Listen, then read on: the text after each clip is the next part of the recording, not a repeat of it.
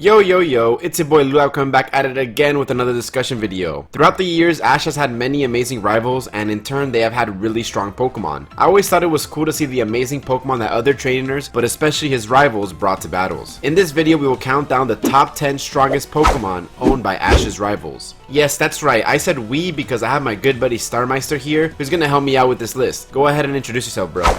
Yo, champs in the making, Starmeistr here. Massive thanks to Luap for having me on his channel. I'm super stoked to be here and help Broski with this list. And don't forget to check out part 1 of this video back on my channel where we talk about numbers 10 through 6. So yeah, this is part 2 where we'll go over the top 5 Pokemon from our list. If you want to see numbers 10 through 6, please go ahead and check out Starmeistr's video by clicking the card above or the link in the description. He's fast approaching 1,000 subs, and I genuinely think your subscription feed will be better by subscribing to his channel. He posts occasional discussion videos, but his bread and butter are his Nuzlocke videos, which are awesome to watch and he excels at. With all that out of the way, let's get started with our number 5 choice. Torterra, stand by for battle!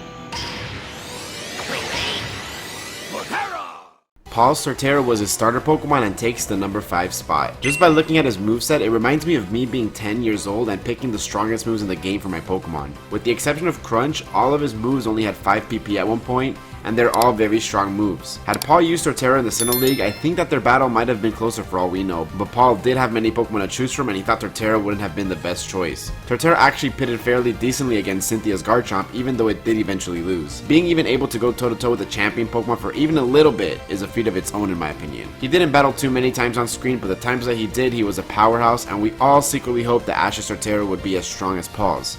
I know I did. Frenzy Plant! My score! Bruh.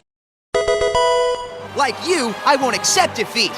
I choose Blaziken!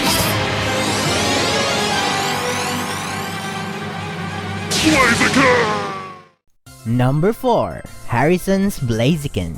Hey, it's supposed to be my turn. Nope, you had your turn, number 4 is mine. Just don't mind him, guys. Harrison received Blaziken as a Torchic from Professor Birch. The fiery chicken quickly became Harrison's most trusted partner and was instrumental in his success in at least the Hoenn and Johto gym battles. Blaziken made its debut right before the Silver Conference, where it silenced a Sneasel that was blocking Ho-Oh's Sacred Flame.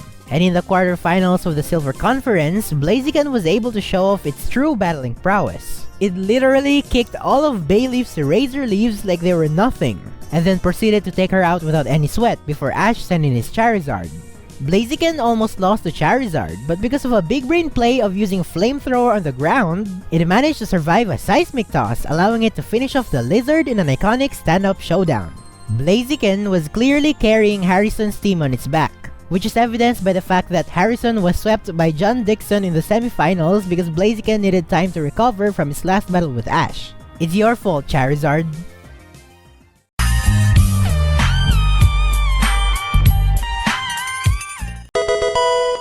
Electivire, stand by for battle!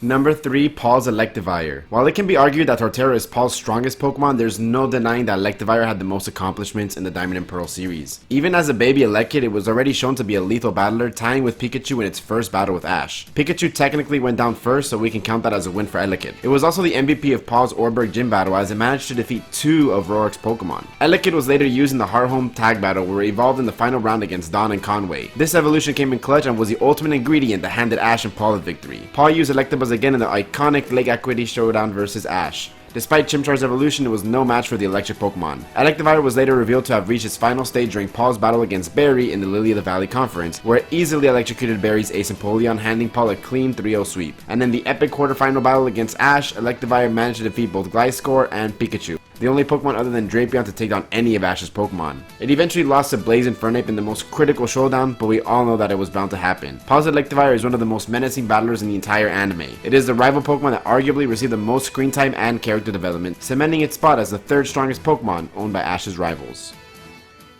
Time to show him my best. Deal with this, Ashy boy. Blastoise, I choose you! Taking the penultimate spot is Gary's Blastoise. Squirtle was Gary's first Pokemon when he started his journey as a Pokemon trainer. Despite being Gary's beloved ace, it wasn't revealed until during the Silver Conference that Blastoise was a starter Pokemon. This monster easily defeated Ash's Heracross and Bayleaf and was pitted against Charizard for the finale.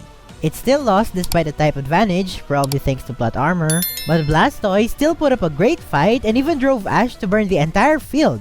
Blastoise returned in the DP Saga where it helped rescue a bunch of Shieldon from Hunter J. And after more than a decade, Blastoise returned again in a recent episode of Pokemon Journeys where it saved Ash and Go from getting attacked by an Onix and then battled a Moltres to help Gary pass his trial mission. Among the plethora of Pokemon that Gary has caught, Blastoise is not only his most favorite but also his strongest. And as a fun fact, Squirtle was Ash's original starter choice before he was told by Professor Oak that some other child already took it. So this very Blastoise could have belonged to Ash if he woke up on time. Who knows how the anime would have come out if Ash had a Blastoise. Spin it around now! Bayleaf, hang on!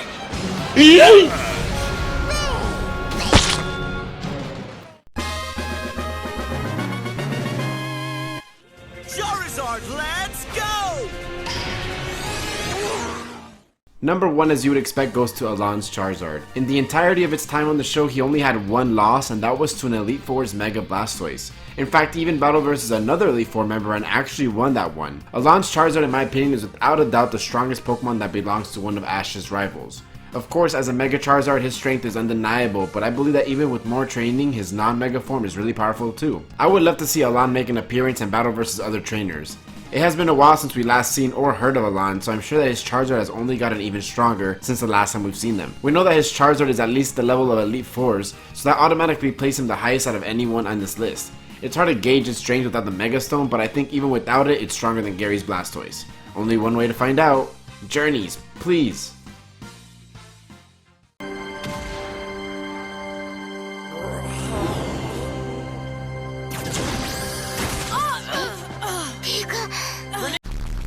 So yeah, that's our list for the strongest Pokemon owned by Ash's rivals. But this is just our opinion, of course. I'd love to hear your thoughts and opinions on who you think the strongest Pokemon of Ash's rival is by leaving a comment down below. This is a discussion video and I'd love to have just that, so I'll be sure to read and respond to all the comments that this video gets. Rival Pokemon have been detrimental in many parts of the anime to further develop the character of Ash as well as some of his Pokemon. If you guys made it this far into the video, I highly urge you to hit the like button and subscribe if you haven't already. Again, please check out Starmeistr's channel as you really won't regret it and it would mean a lot to me. Thanks again, and as always, it's been your boy Luap, and I'm out.